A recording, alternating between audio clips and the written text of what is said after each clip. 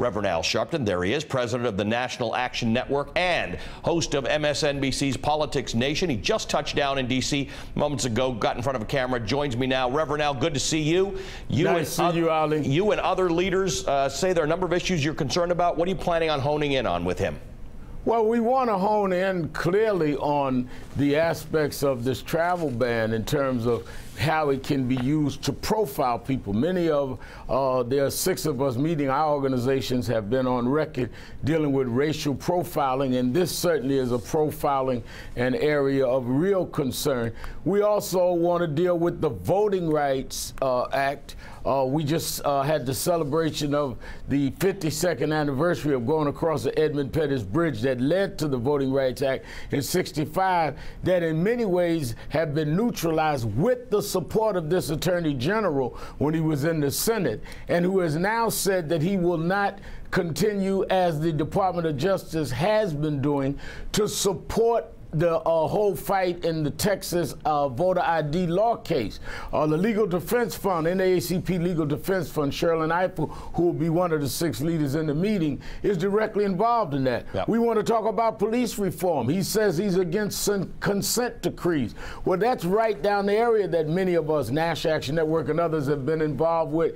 And the case of Walter Scott, the man shot in the back in North Charleston, South Carolina by a police officer that was indicted, the trial waiting. We want to know, is he moving forward on that trial, and where are they on the Department of Justice investigation on the chokehold murder of Eric Garner in New York? So there's a lot of things that we are directly involved in that we want to address him on. It's going to be a busy meeting. I want to switch for a moment, Reverend, to talk about the comments made by HUD Secretary Ben Carson yesterday. Very strange. I remember hearing them when he said them. He likened slaves to immigrants during a speech to employees. Listen to this. That's what America is about. A land of dreams and opportunity. There were other immigrants who came here in the bottom of slave ships, worked even longer, even harder for less. But they too had a dream that one day their sons, daughters, grandsons, granddaughters, great-grandsons, great-granddaughters might pursue prosperity and happiness in this land.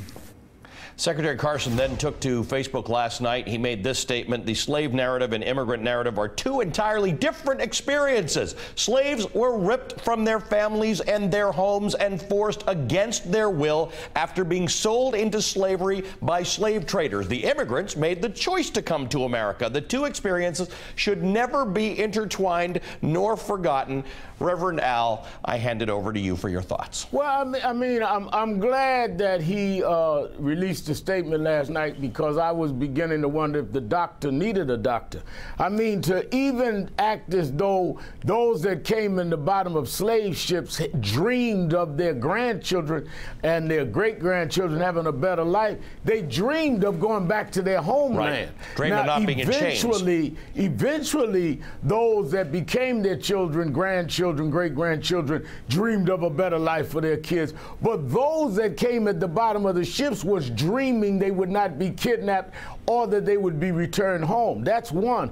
But secondly, I think that we're seeing a pattern here. We see the Education Secretary DeVos act as though historic black colleges actually tweeted this out, was the pioneers of school choice, of pro-choice, of school choice rather, of school choice options in education, when in fact they were reacting to no choice. Now we have this.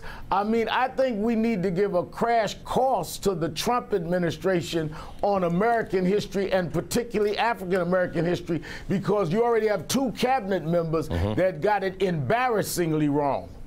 We will leave it there. It's a good point to consider and to close on. Reverend Al, good luck in your deliberations this afternoon. Thank you for joining me.